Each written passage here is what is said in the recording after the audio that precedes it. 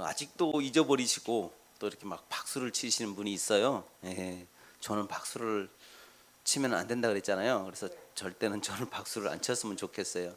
예배고 하니까 하나님이 영광 받으시고 예배는 하나님께만 드려지는 거기 때문에 누구를 위한 게 아니에요. 그래서 여기에 뭐 아무리 유명한 분이 서도 박수를 치는 게 아니라 하나님 앞에 예배자로 있다. 설교를 하는 이 목사도 듣는 여러분도 다 하나님 앞에 있어요. 그래서 오늘이라는 이 주어진 지금 이 시간에 하나님이 주시는 메시지를 우리가 듣고 그 가운데 실천했으면 좋을 것 같아요. 오늘은 조금 특이한 본문을 갖고 왔어요. 저는 사실 여기 올 때마다 기쁘고 즐겁고 또 감사해요. 나 같은 사람이 또 이렇게 쓰임 받아서. 그래서 말씀을 이렇게 많이 이렇게 적용을 시키면서 손질을 좀 많이 해요. 사실은 미가서까지 안 왔었는데 히브리서를 또 설교를 준비했다가 야고보서를 준비했다가 또 창세기를 준비했다가 다시 또 미가서로 돌아왔어요. 그래서 야, 이거 뭐 뜻이 있겠다. 그래서 오늘 말씀을 좀 나눠보려고 그래요. 그 보통 그 학자들은요, 주전 8세기에서 2세기를 그 자축 시대라고 이렇게 명명을 하더라고요. 자축 시대. 그러니까 이게 뭐냐면 한쪽으로 기울어졌다는 거죠. 축이. 그게 이제 8세기에서 2세기라는 거예요. 그게 어떻게 된 건가? 이제 학자들이 연구를 했겠죠. 그러니까 그 당시에 유명한 사람이라는 게 다 활동을 한 시기고 또 태어나고 막 이랬더라고요.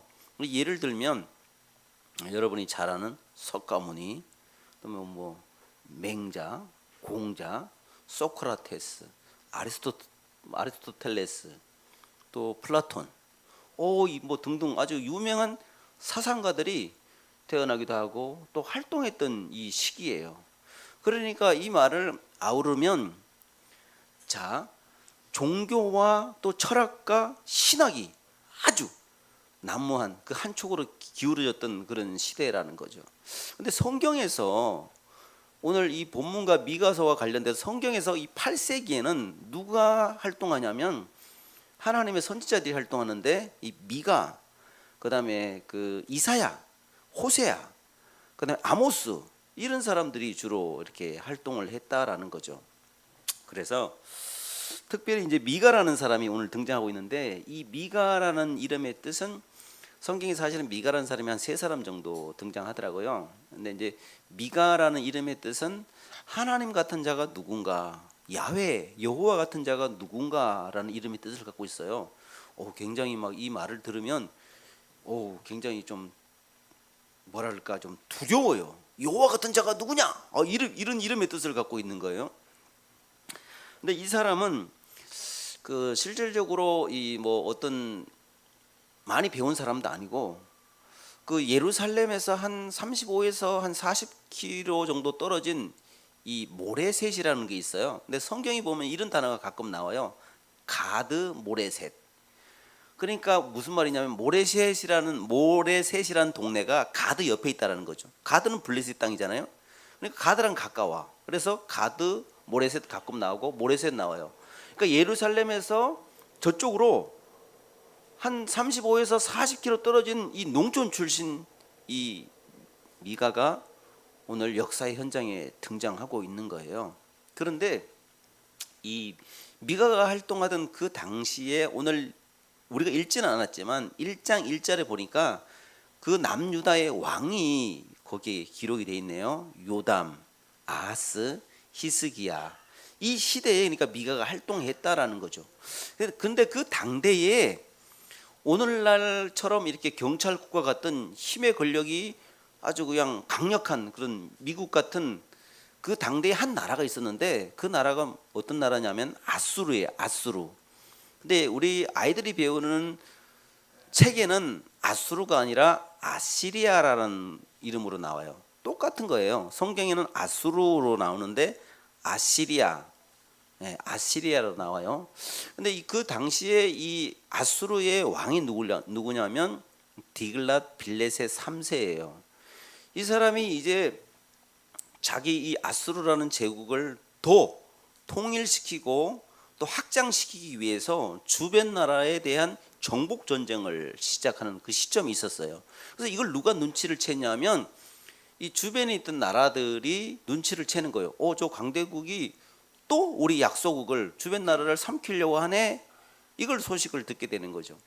우리가 이렇게 지도를 이렇게 보면 이스라엘 지도를 보면 요쪽에가 이제 지중해가 있거든요. 지중해 바로 옆에가 여기가 블레셋이라는 나라가 있어요. 블레셋이 있고 그 바로 위에가 북이스라엘이에요. 이스라엘이 지금 둘로 나눠졌거든요. 북이스라엘 바로 밑에가 남유다예요. 남유다 밑에가 여기가 에돔.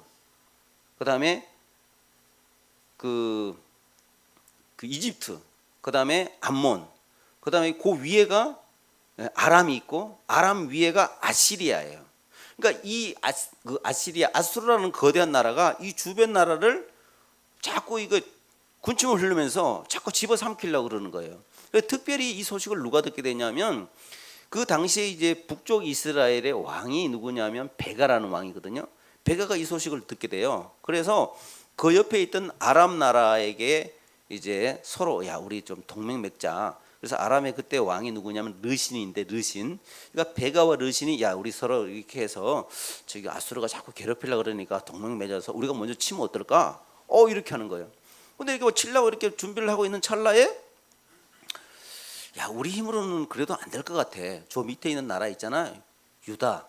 그때 왕이 이 아하스인데 유다 왕에게 좀 도움을 요청해서 우리 세 나라가 좀 이렇게 동맹을 맺어갖고 치면 어떨까?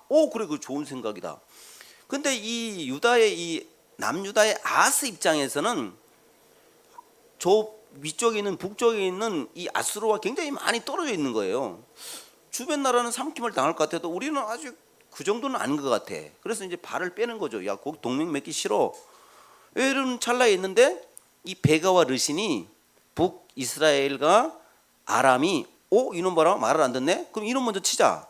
그래갖고 동맹을 맺어갖고 이 유다를 먼저 치려고 그러는 거예요. 그래서 침략 전쟁을 선포하고 쳤는데 이 소식을 아하스가 듣게 되죠.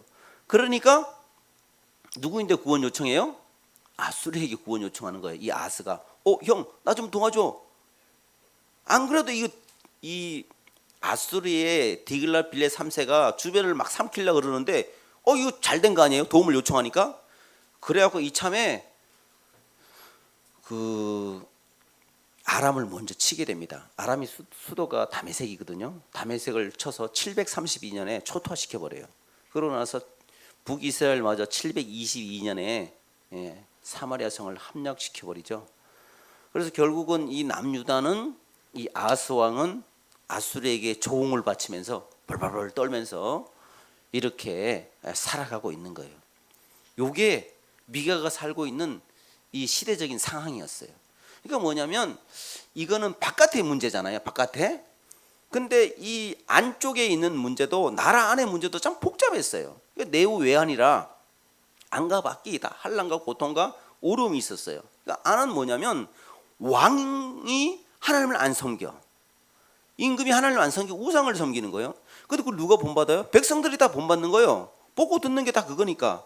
그리고 종교 지도자들, 뭐 제사장들, 뭐 재판관들부터 시작해 예언자들이 다 돈을 받고 이익에 눈이 묻어갖고 돈에 눈이 묻어갖고 판결을 굳게 하고 그뿐만 아니라 예언을 올바르게 하지 않고 하나님을 업신여기고 이런 아주 그냥 안과 밖이 다 썩은 그런 시대 가운데 미가가 등장해갖고 하나님의 말씀을 선포하고 있다라는 거죠.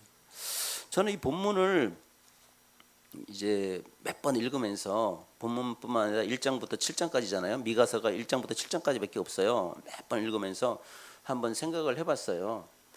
지금 미가의 그 시대상이 우리나라랑 지금 비슷하다. 굉장히 비슷하다, 흡사하다라고 생각이 들어요. 그러니까 우리나라도 잘 보면 자 대통령뿐만 아니라 모든 지도자들, 정치, 경제, 사회, 문화, 뭐 국방, 교육, 각 모든 다방면에 지도자들이 자기 역할을 다 감당할까? 감당은 하는데 정확하게 국민들의 편에 서서 정말로 공의롭게 그걸 하나라고 가슴에 그들이 손을 얹어 보면 그건 아닌 것 같아요. 그렇다고 해서 교회에다가 시선을 돌리면 교회가 종교적인 힘으로 하나님의 은혜를 공의를 세상 가운데 선포하는가? 그것도 아닌 것 같아요. 그러니까 그건 우리 얘기잖아요. 우리 저와 여러분 얘기예요. 그러니까 믿는 자도 믿음의 본을 보이지 않고 빛과 소금의 역할을 감당하지 않는 이런 시대 가운데 있다라는 거죠. 그래서 오늘 이 메시지를 통해서 저와 여러분이 다시 한번 각성하고 하나님 앞에 그러면 어떻게 우리가 서야 되는지 그런 부분들을 좀 살펴보자라는 거죠. 당시 미가는요, 이 하나님의 메시지를 받아갖고 이제 하나님의 말씀을 선포하니까 누가 가장 반발을 일으킬까요? 왕부터 시작해서 기득권층이죠. 기득권층이 반발을 일으키는 거죠. 지금 누리고 있는 그 기득권, 지금 누리고 있는 그 모든 혜택을 포기하고 싶지는 않은 거예요. 그런데다가 그 유대에는 어떤 것이 있었냐면 시온 신학, 시온 사상이 있었어요. 이런 거거든요.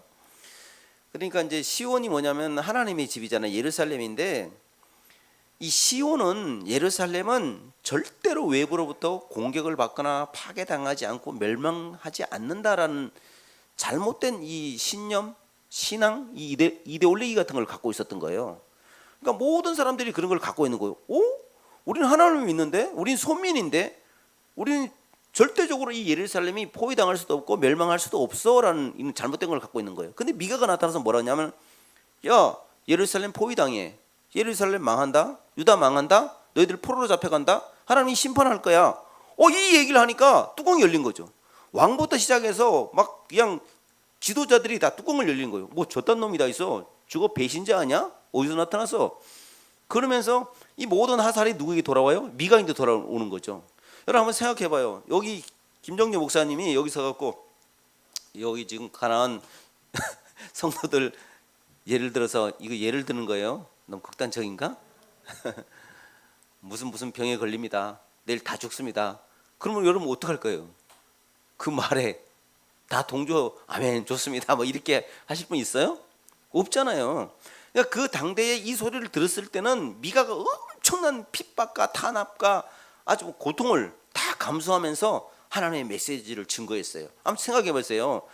이 미가가 남유다 사람이에요. 모레셋 출신이라고 그랬잖아요. 근데 자기 나라 백성이 망하는 거, 자기 나라가 망하는 거, 그 담당하게 선포할 사람이 있어요? 없잖아요. 얼마나 가슴이 아프겠어요. 얼마나 눈물 나겠어요. 그럼에도 불구하고 하나님의 말씀이니까 선포하는 거예요. 근데 백성들은 그게 아닌 거예요. 저 무슨 소리를 하는 거야 도대체. 저 매국노다. 저 나쁜 놈이다. 저런 놈이 어디 있어. 우리나라가 망하다니. 그러니까 절대로 안 망한다고 생각한 거죠. 근데 여러분, 제가 아까 얘기를 하다 말았는데 이제 어떻게 되냐면 이 북이스라엘이 722년에 아수르에게 멸망당하잖아요. 그 남유다가 언제 멸망당해요? 586년에 BC 586년에 바벨론에서 멸망당하는 거예요. 그러니까 이게 이제 그 미가가 예언한 이후로부터 해서 700년이 지난 다음에 이것이 그냥 성취돼 버린 거예요. 그러니까 이걸 안 믿는 거죠. 그러니까 우리가 이 세상을 살아가면서 우리가 절대적으로 이런 일이 일어날 수 없다라고 생각하는 경우가 종종 사회에서 또 개인의 삶에서 일어나고 있다라는 거죠. 이번에 이태원 사건도 똑같죠. 어떻게 저런 일이 일어날 수 있을까? 저건 도저히 불가능한 일인데 어떻게? 여러분, 미가는요 사실은 아모스처럼 타락한 시대에, 그 당대의 타락한 시대에 하나님의 말씀을 선포하는 남유다의 아모스 선지자와 같았어요. 근데 이 미가는 이 이사야와 같은 동시대의 사람이었는데 이사야가 뭘 선포했어요? 하나님의 공의와 인애, 하나님의 정의를 선포했잖아요. 그래서 이 미가를 가끔씩은 작은 이사야라고도 얘기를 해요. 근데 이 미가에 대한 이 전체적인 구조를 잠깐 보고 오늘 핵심으로 들어갈 건데요. 미가서 전체는 7장으로 구성되어 있는데 이걸 셋으로 나눌 수가 있어요.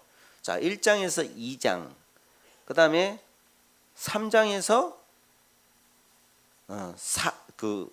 5장, 그 다음에 6장에서 7장, 이렇게 셋으로 나눌 수 있어요. 큰 구조로.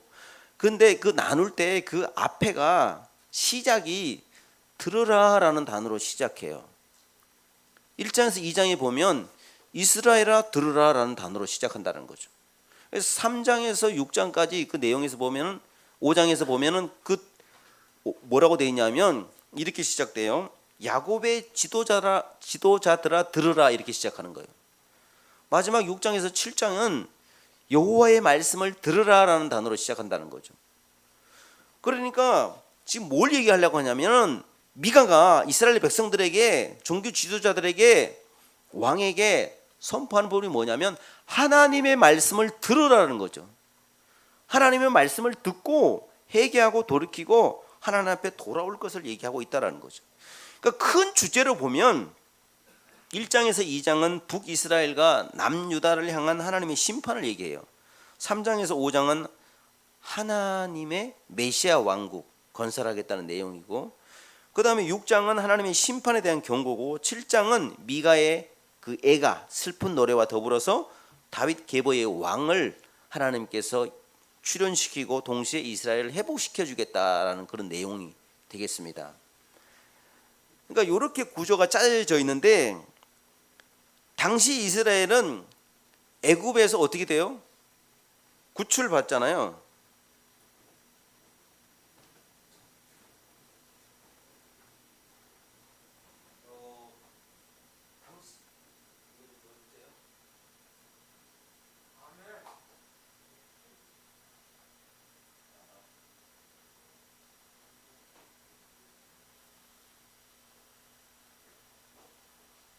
당시 이스라엘이요.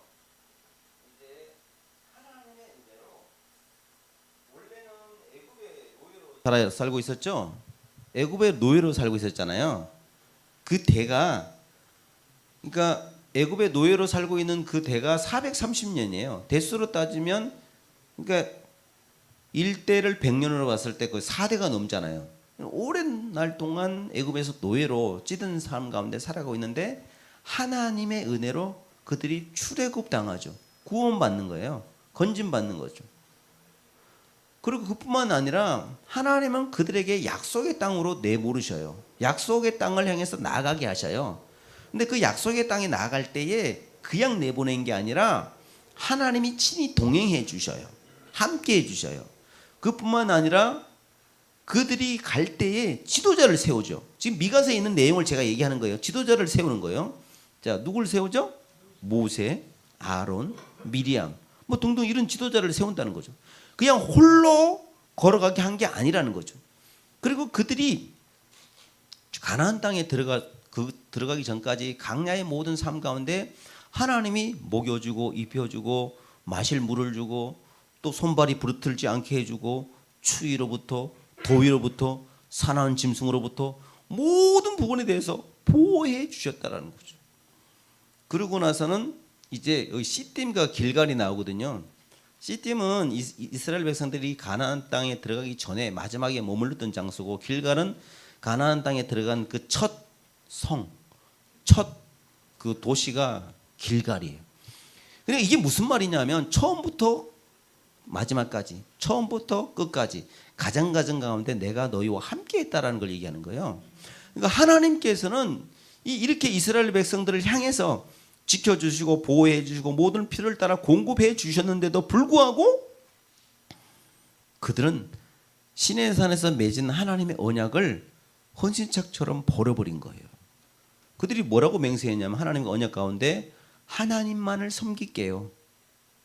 이렇게 아멘하고 그렇게 약속을 했어요. 우리 하나님만 섬길게요. 하나님만 경배할게요.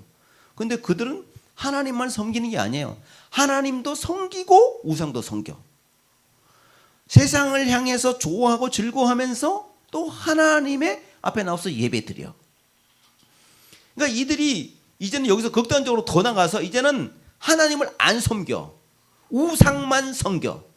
처음에 하나님 섬기다가 하나님 좋아요 알려고 막 좋아하다가 하나님 섬기다가 둘을 섬기는 거죠. 가나안 들어가서도 종교가 이렇게 가나안 종교에 미혹당하니까 둘을 섬겨. 하나님도 섬겨볼까? 가나안 종교? 이것도 섬겨볼까? 저것도 섬겨볼까? 지금 우리 가운데 그런 사람이 있어요. 근데 거기서 더 극단적으로 나가면 어떻게 되냐면 이제는 둘 중에 하나가 아니라 하나님은 이제 빠져. 하나님 안 섬기고 내가 좋아하는 신, 내가 원하는 것만 섬겨. 내가 원하는 거에서만 거기에 목숨 걸고 거기에 숭배의 대상이 되는 거예요. 이스라엘 백성들이 그랬다라는 거죠. 그래서 하나님이 6장에 보면요, 우리가 읽진 않는데 그 앞부분에 하나님이 이렇게 얘기하는 거예요. 야, 내가 너희들에게 뭐 잘못한 거 있어? 하나님이 이렇게 법정에, 이게 법정 단어거든요. 법정으로 끌어오는 거예요. 이스라엘 백성들을 소환하는 거예요. 소환해갖고, 이게 하늘 법정인데 소환해갖고 하나님이 친히 심판자고 친히 증인이에요. 세상 법정에서는 심판자와 증인이 동시에 같이 갈 수 없어요. 봐봐요. 내가 심판자야. 근데 나도 증인이야. 그럼 여기는 당연히 정의롭지가 않잖아요. 올바른 판결이 나올 수 없어. 근데 하나님은 의로우시기 때문에 하나님이 이 본문에 심판자로 나오고 증인으로 출석하셔요. 그래갖고 뭐라 그러냐면, 야, 내가 너희들이 뭐 한 거, 잘못한 거 뭐 있어? 못 해준 거 뭐 있어? 라고 얘기하는 거죠. 그래서 조금 전에 제가 나열을 했던 거, 너희들 지금 이런 상황까지 여기까지 내가 지켜주고 보호해주고 이런 거 다 했지 않냐? 이렇게 얘기를 하는 거예요. 그 이스라엘 백성들이 아무 말을 못 하는 거예요. 근데 이스라엘 백성이 착각을 하는 게 하나 있었어요. 아, 하나님은 뭔가를 받기를 원하는구나. 우리가 뭔가를 하기를 원하는구나. 이 행위에, 이 행위의 계속에서 꽂혀 있었던 거죠. 하나님이 요걸 하면 기뻐할지, 요걸 하면 기뻐하지, 이걸 하면 기뻐할 거야. 라고 얘기를 하는 거죠. 그래서 우리가 6장 6절을 봤는데 그 앞절에 뭐라냐면 이렇게 되는 거예요. 하나님은 번제를 좋아하시지? 근데 여러분, 번제를 드릴 때 이제 제사 종류 중에 하나인데, 번제에서 가장 중요한 제물은 송아지인데 1년 된 송아지, 그게 최고예요. 거기 나오는 단어가 1년 된 송아지를 드리면 좋아하실까? 이게 뭐예요? 질이거든요. 가장 좋은 거, 가장 좋은 걸 하나님 드리면 기뻐하실까? 근데 이것도 아닌 것 같아. 그러니까 이제 생각하는 거죠. 그러면 천천의 양, 그러니까 수많은 양들을 하나님 앞에 드리면 좋아할까? 이렇게 하는 거죠. 수많은 기름진 이 기름을 드리면 하나님이 기뻐하실까? 그것도 아닌 것 같아요. 그래서 뭐냐면 또 맏아들이 나오거든요. 여러분, 그들이 이제는 종교가 얼마나 극단적으로 나오면 이게 질도 안 되고 양도 안 되고 그러니까 자기 아들을 제물로 바치겠다는 거죠. 이방 종교에서 온 인신제사 있잖아요. 내 맏아들을 하나님께 드리면 하나님이 기뻐하시겠지, 이렇게 생각하는 거예요. 근데 하나님은 뭐라고 하냐면 오늘 본문에 그거 다 아니다라고 얘기하는 거예요. 여러분, 하나님 앞에 예배를 드릴 때는요, 예배가 뭐냐면, 예배는 우리가 진짜 하나님의 받은 바 그 은혜에 감사하고 감격해서 그 은혜와 감격과 감사에 대한 것을 다시 되돌려 드리는 거예요. 하나님이 뭔가 없어서 뭘 받으시는 분이 아니에요. 하나님이 재물이 없어서, 하나님이 돈이 없어서, 무언가 없어서 여러분에게 요구하는 분이 아니라는 거예요. 우리가 하나님 앞에 나갈 때 빈손으로 나오지 말라는 그 말씀이 있지만 그건 무슨 의미예요? 하나님의 은혜가 감사해서, 너무 감사해서 어떻게 마음도 생각도 이런 것도 드리지만 그럼에도 불구하고 하나님의 주신 것 일부를 감사함으로 다시 돌려드리는 거거든요. 그게 그러니까 예배는 뭐냐면 하나님의 은혜에 대해서 감사하고 감격해서 그걸 다시 하나님께 표현하는 게 예배예요. 그럼 그것이 우리가 오늘날 교회에서만, 성전에서만 그것이 실현되고 나타나는 것이 아니라 이게 삶의 현장 가운데도 그대로 스며들고 나타나야 된다는 거예요. 여러분이 건설 현장에 나갔어요. 공장에 갔어요. 장사를 해요. 부모와 자녀 관계, 가정에 있어요. 모든 사람 관계에 있어요. 그 관계에 있어서 그 예배가 나타나야 된다는 거죠. 그래서 오늘 지금 미가가 얘기하고 있는 게 그거예요. 6장 8절에 야, 하나님이 원하는 거 뭔지 알아? 하나님이 원하는 게 이거야 라고 하는 거예요. 그 세 가지인데 6장 8절을 우리 같이 한번 읽어봅시다. 미가서 6장 8절 시작.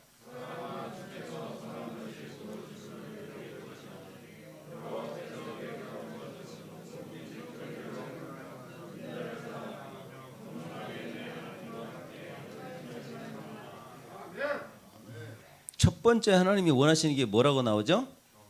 정의, 성경마다 좀 다르지만 정의, 공의 같은 단어예요. 정의, 공의로 나오죠. 그래서 이게 이제 구약 성경이니까 히브리어로 보면은 미시파트 이런 단어예요. 미시파트. 그러니까 정의, 공의, 공평, 의로움 뭐 이런 뜻을 갖고 있어요. 그러니까 하나님이 우리에게 원하는 건 뭐냐면 이 세상 가운데 하나님 앞에서도 그러고 세상의 모든 삶의 영역에서 정의롭고 의롭고 공평한 삶을 우리에게 요구하고 있다라는 거죠. 근데 그 당대에 그 사회 현상이 제가 이렇게 막 타락하고 우상숭배하고 부패했다 그랬잖아요. 그 당대에 이 사람들이 얼마나 극단적으로 나갔냐면 여러분 3장 1절에서 그 3절까지만 한번 같이 읽어 주실래요? 미가서 3장 1절에서 3절. 자, 그 앞장만 넘기면 돼요. 시작.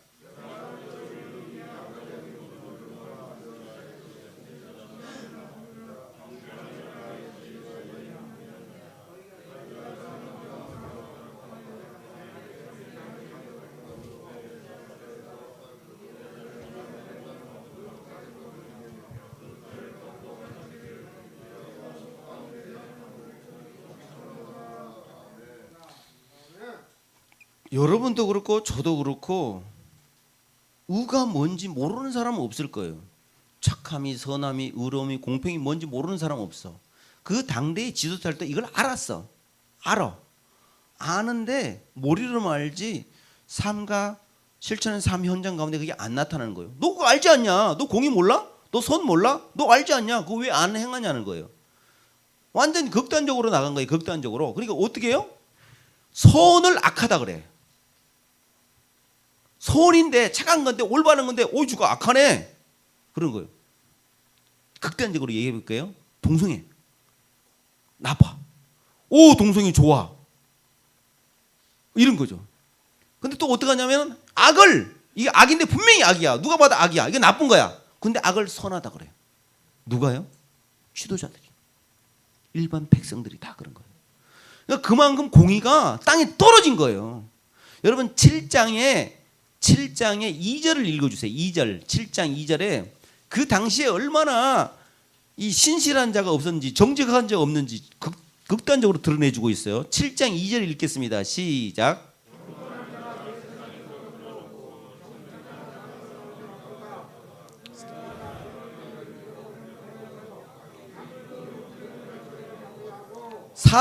사절도 읽어주세요. 시작.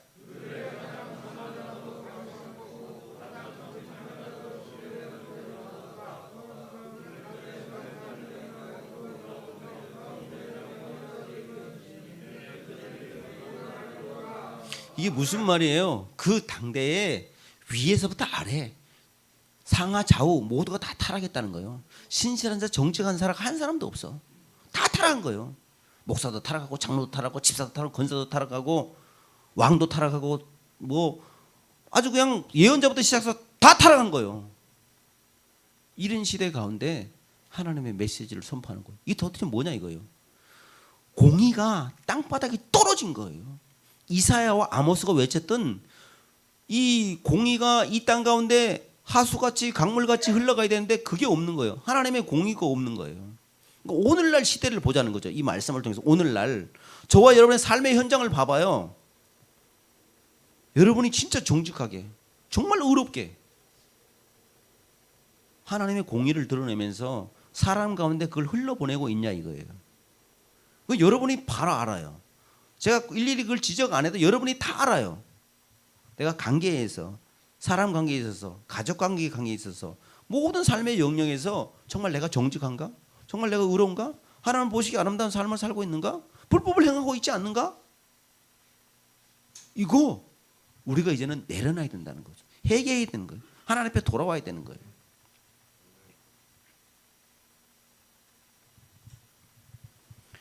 자, 두 번째를 보세요. 두 번째. 그럼 하나님이 원하시는 거 두 번째.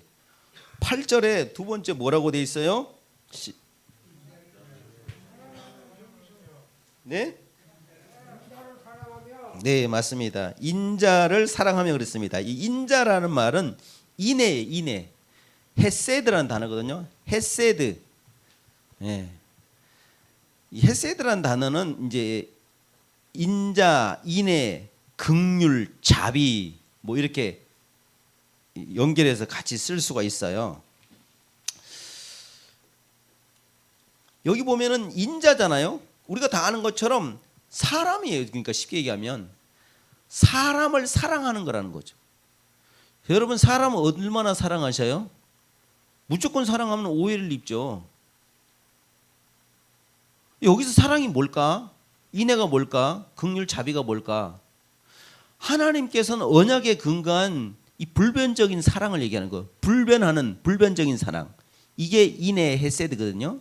그러니까 내가 너희들과 언약을 맺었지 않냐? 언약 백성으로서 자 아브라함부터 시작해갖고 아브라함 언약, 뭐 다윗 언약, 뭐 쭉쭉쭉 나오잖아요. 이게 언약이 많이 나와요. 모세하고 되는 언약이 나오고 뭐 신명기도 나오고 이 언약이 나오는데 언약을 했지 않냐? 그 언약에 신실해서 내가 너희들이 그 언약을 지키겠다라는 거죠. 그러니까 문제는 뭐냐면 하나님 편에 있는 게 아니라 우리 편에 있는 거예요. 하나님은 언약이 신실한데 내가 언약이 신실하지 않아. 나하고 하나님하고 언약을 맺었어 당사자.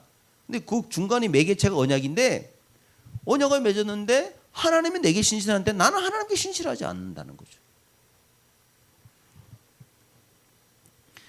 하나님의 본질은 사랑이에요.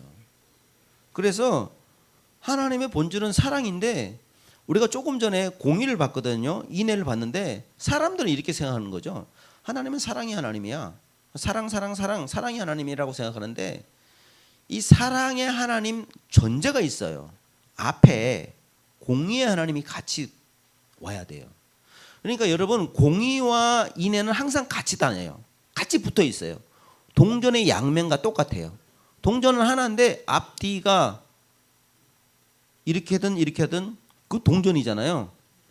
그러니까 동전의 양면과 같이 하나님의 공의와 인애는 같이 가는 거예요. 뗄래야 뗄 수 없는 거예요. 근데 사람들은 이렇게 생각하는 거예요. 하나님의 공의만을 좋아하는 사람이 있고 징벌해야 돼, 벌 줘야 돼, 나쁜 놈들. 그러니까 여기는 절대로 사랑이 없어. 근데 또 반대가 있어요. 다 품어야 돼, 뭐 좋은 게 좋은 거지 뭐 다 품어. 하나님의 사랑 아니야? 이것도 잘못됐다는 거죠. 성경은요 하나님의 공의와 사랑이 같이 가는 거예요. 하나님의 공의와 사랑. 그런데 여러분 봐봐요. 우리가 하나님을 경외하는 사람이라면 하나님의 성품인 이 인애를 다른 사람들에게 대해서 나타내야 된다는 거죠. 친절하고 자비하고 또 긍휼, 이 부분이 나타나야 된다는 거죠.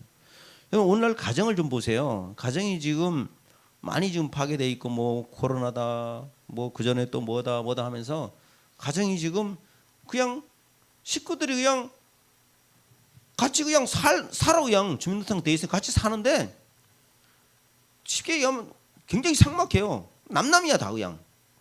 밥만 먹으면 각자 지방으로 들어가고 그냥 핸드폰하고 게임하고 놀고. 그리고 또 그렇게 같이 밥을 먹을 수 있는 그런 환경이 거의 없어. 얼마나 바쁜지. 그러니까 그 가족 안에도 보면은 긍휼과 사랑과 인애가 없어요. 깨졌어요. 그러니까 가정이 이 정도인데, 그러니까 직장에 가면, 회사에 가면, 사회 모든 삶의 영역에 가면 다른 사람을 사랑한다? 다른 사람을 긍휼히 여긴다? 배려한다? 이게 쉽지가 않아요.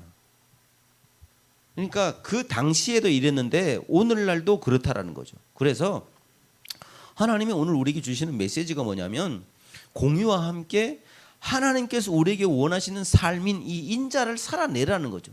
사람을 좀 사랑하라는 거죠. 사람을 사랑할 때 우리가 스스로 사랑할 수 없어요. 그리스도의 사랑을 갖고 하나님의 긍휼로 갖고 다가가는 것밖에 없어요. 어떻게 사람을 사랑할 수 있을까요? 남남인데 전혀 모르는 사람인데 안 돼요 이게. 가족도 잘 사랑하지 않는데 가족도 나무라고 내팽개치는 이 시대에 어떻게 나하고 다른 사람 너무나 많이 비교되는데 사랑할 수 있을까? 쉽지가 않다라는 거죠. 근데 여러분 중요한 거는요. 여러분이 아무리 가까운 친구가 있고 가까운 가족이 있다고 할지라도 여러분이 이 자리에서 무슨 환난 당하고 고통 당하면 누가 가장 먼저 찾아오고 누가 가장 먼저 돌봐줘요? 하나님요? 하나님이 그래요? 여러분 옆에 있는 사람이에요. 여러분 옆에 있는 사람이라고요. 가족이 빨리 달려오는 게 아니에요. 친한 친구가 빨리 달려오는 게 아니에요. 여러분 곁에 있는 사람이 가장 여러분을 사랑하고 또 긍휼을 베풀어 줄 사람이에요. 그러니까 우리가 어떤 마음을 가져야 되냐면 모든 사람을 대할 때 그리스도의 사랑과 그리스도의 마음으로 그들을 다가가면 그들을 충분히 품을 수가 있어요. 어떤 때는 더럽고 어떤 때는 냄새나고 내 생각과 내 사상과 다 달라. 가치관이 달라. 그리고 어떤 때는 원수 같아. 어떤 때는 미워. 해코지하고 어떤 때는 죽이고도 싶어. 근데 그 사람마저도 우리가 사랑해야 된다는 걸 오늘 본문은 이야기하고 있다라는 거죠. 여러분 누가복음 10장 27절에 내 이웃을 내 마음을 다하며 목숨을 다하며 힘을 다하여 주 너희 하나님을 사랑하고, 그 다음이 중요해요. 여러분 다 하나님 사랑하죠? 또한 내 이웃을 내 자신과 같이 사랑하라. 너 하나님 사랑하냐? 그럼 하나님 사랑하면 그 하나님 사랑을 갖고 너 이웃을 너 자신처럼 사랑해. 너 그만큼 너 자신을 끔찍이도 아끼잖아. 사랑하잖아. 그만큼 내 이웃을 사랑해라는 거죠. 히브리서 13장 16절에 오직 선을 행하며 서로 나눠주기를 잊지 말라. 하나님이 이 같은 제사를 기뻐하시느니라. 이웃에게 사랑 베푸는 거, 최대한 사랑 베푸는 거, 친절을 베푸는 거, 하나님이 그거 기뻐한다는 거죠. 저는 이번에 이태원 사건이 굉장히 안타까워요. 뭐 이렇다 저렇다 좀 저는 논하려는 게 아니라 저는 이걸 얘기하고 싶은 거예요. 이 이내를 갖고 봐봐요. 그 누가 뭐 가고 싶고 뭐 이렇게 해갖고 뭐 이거 그런 거 다 따지지 말고, 사람이 죽었잖아요. 일단은 사람이 죽은 게 작은 문제가 아니잖아요. 한 사람이 생애가 끝나버렸는데 지금 꽃도 피워보지 못하고 죽어버린 거예요. 거기서 아니 나 오늘 이태원 가갖고 할로윈데이 거기 축제하는데 거기 가서 나 오늘 죽을 거야. 그러려고 거기 갔나요? 그런 사람 한 명도 없어요. 살려갖고 재미있고 즐겁게 하려고 갔는데 죽은 거예요. 그거를 보는 우리 기독교인 어떤 마음을 가져야 돼요? 여러분 어떤 마음을 갖고 있어요? 아, 저 나쁜 놈들, 저 악마 같은 놈들, 지옥 갈 놈들, 이렇게만 해야 되나요? 긍휼의 마음을 가져야 돼요. 불쌍히 여기는 마음을 가져야 돼요. 아파하는 자들과 같이 아파하고 우는 자들과 같이 울으라 그랬잖아요. 이게 우리 여기 설립 취지예요. 목사님 맞죠? 주본 가면 어디도 나오잖아 이거. 우리가 그 마음을 가지고, 그게 아버지 마음이에요. 저 때려 죽일 놈, 저 나쁜 놈. 그게 아니라 죄는 밉지, 죄는 미워. 사람은 미워하면 안 돼요. 죄는 밉지만 죄가 공의예요. 사람은 뭐예요? 사람이 인해예요. 인해. 사랑이라는 건 사랑. 죄는 밉지만 징벌을 해야지만 그럼에도 불구하고 공의가 같이 흘러가는데 사랑이 같이 가야 된다는 거죠. 그게 아버지 마음을 가지는 거예요. 우리가 이 사회 모든 영역에서 왜 기독교인이 지금 자꾸 욕을 먹고 지탄을 받을까? 하나님의 공의만 자꾸 잣대를 갖고 들어대는 거예요. 그럼 교회를 보자는 거죠. 성도를 보고 나를 보라는 거죠. 안 그렇죠. 내가 어떤 놈인데 하나님의 긍휼과 자비와 은혜, 이 은혜를 통해서 내 같은 사람이 구원받고 긍휼의 여김을 받았는데 이 사랑을 받은 내가 다시 그 사회 모든 삶의 영역에서 그걸 흘러보내는 거라는 거죠. 이런 은혜가 있기를 주님 이름으로 축복합니다. 마지막으로 세 번째는 뭐죠? 겸손히 하나님과 행하는 것. 이 wake with. 그러니까 하나님과 함께하는 거예요. 이게 함께한다라는 말이 여기 행하다는 단어인데 이게 뭐냐면 할라크예요. 할라크. 그게 뭐예요? 동행하는 거예요. 하나님과 함께 걸어가는 거, 하나님과 함께 행하는 거. 근데 그 앞에 전제가 붙었네요. 겸손이란 단어예요. 우리가 하나님과 동행하는데 자신 있고 담대하고 당당하게 그렇게 걸어가지만 자만하고 교만이 아니라 겸손하게 하나님과 동행하는 거예요. 여러분 에녹 봐봐요. 300년 동안 하나님과 동행했잖아요. 이게 뭘까요? 그러니까 이게 노심초사, 밤낮, 시간, 분분, 초마다 하나님께 시선을 주목하는 거예요. 그런 가운데 하나님의 뜻이 뭘까? 하나님이 나를 향한 목적이 뭘까? 하나님 이거 기뻐하시나요? 이거 싫어하시나요? 하나님께 묻고 하나님과 함께 아름답게 걸어가는 거예요. 이게 동행이에요. 근데 걸어갈 때 하나님이 아까 제가 얘기했잖아요. 애굽에 있을 때 막 눈물 흘고 고통하고 고난받고 이럴 때 하나님이 그 자리에 계셨어요.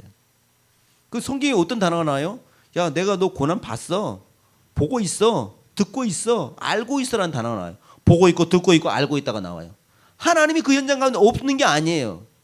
애굽 가운데. 강야 가운데도 똑같아요. 우리 삶의 여정이 모든 걸 다 똑같아요. 동행할 때 하나님 없이 동행하느냐, 나 혼자 동행하느냐, 하나님과 함께 동행하느냐, 그 차이라는 거죠. 그러니까 저와 여러분이 모든 인생의 삶 가운데서 순간순간마다 하나님을 항상 앞장 세워야 돼요. 하나님, 오늘 저와 함께. 근데 우리 이런 게 있잖아요. 내가 만약에 예를 드는 거예요. 내가 만약에 유흥업소에 출입을 해. 하나님 잠깐만요. 여기 들어오면 안 돼요. 여기는 저만 갔다 올게요.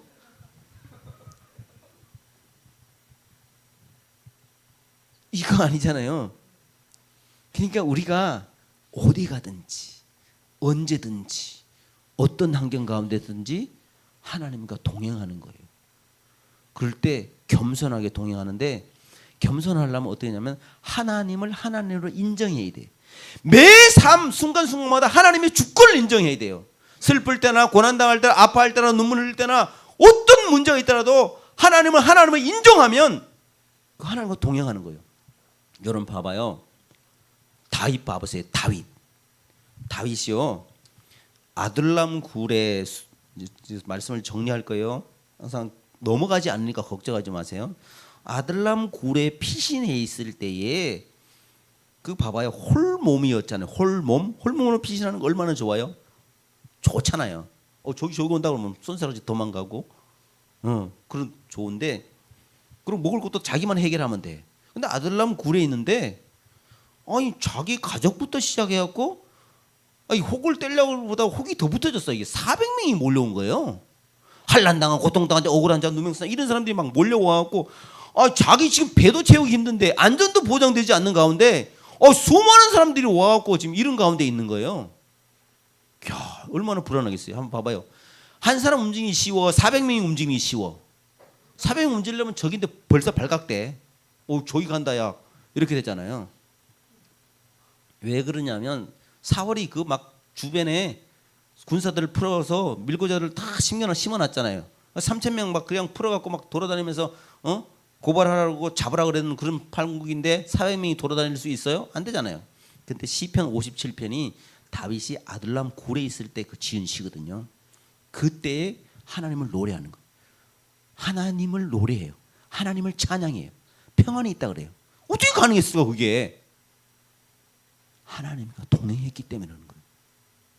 그러니까 제가 뭘 얘기했냐면, 우리가 푸른 초장에 실만한 가운데 그 길을 걸어간다 할지라도 하나님이 함께하지 않으면 평안이 없어.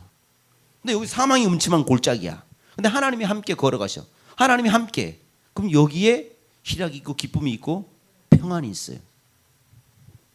사랑하는 성도 여러분, 우리는요 이제 오늘 미가서를 통해서 우리에게 주신 이 메시지를 우리 마음 가운데 좀 담았으면 좋겠어요. 하나님은 우리에게 요구하는 게 뭘까? 이 시대 가운데서 내게 요구하는 게 뭘까? 공의, 인애, 그 다음에 겸손히 하나님과 동행하는 거, 이 세 가지를 좀 했으면 좋겠다라는 거죠. 그래서 미가는 이걸 가슴에 담고 말씀을 막 선포했지만 따르지 않고 그 말씀대로 살지 않았지만, 사람들은 그럼에도 불구하고 미가는 7장에 보면요 기도하고 또 기다리면서 기도하고 기다리면서 이렇게 된 거예요. 그래서 이 미가서 전체 축이 딱 둘로 나눴는데, 하나는 심판이고 하나는 구원이에요. 하나님의 메시지가 뭐냐면 심판만 강조하는 게 아니고 구원시켜 주겠다, 회복시켜 주겠다는 거죠. 심판, 그다음에 구원이에요. 그러니까 여러분에게 하나님의 메시지를 증거할 때 제가 이 메시지를 전했잖아요.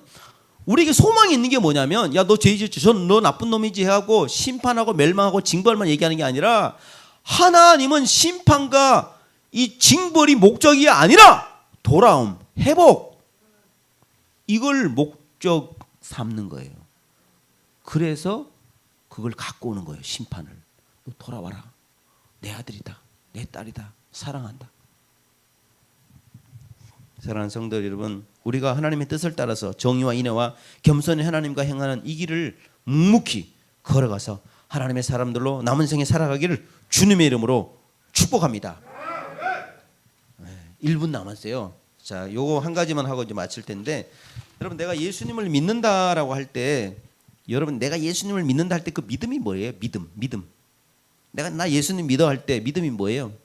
믿음은요, 이 지적인 동의가 같이 있는 거건데, 믿음이 뭐냐면 예수님의 공적인 역사적인 사실을 믿는 게 믿음이에요. 예수님이 오셨어, 초림, 오셨어, 탄생, 그다음에 뭐예요? 공생애, 그다음에 뭐 하셨어요? 죽음, 십자가에 죽었어, 부활, 그럼 뭐예요? 또 오잖아, 뭐예요? 재림. 이게 전체적인 거예요. 이거를 믿는 거예요. 근데 이걸 믿잖아요. 이게 믿음인데, 이 믿음은 항상 뭐가 따라다니냐면 삶이 같이 붙어져 있어요. 믿음과 삶은 아까 얘기한 동전의 양면과 똑같아서 뗄래야 뗄 수 없어.